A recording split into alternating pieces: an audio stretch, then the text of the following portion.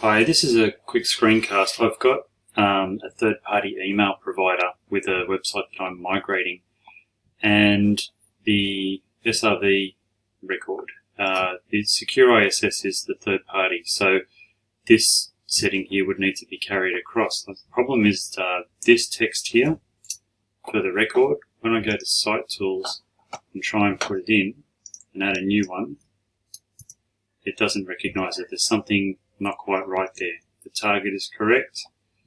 The weight would be 100, which it's happy with.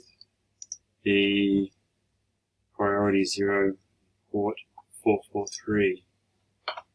Priority 0, port 443.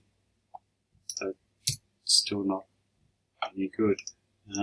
In TCP I'm pretty sure, because TCP is in the name there. So that's as far as I've gotten. If I create it, what does it do? Invalid field, won't let me do it. Maybe just pause pets.com.au. Still doesn't like it. So if you could help me with that, that would be great. Cheers.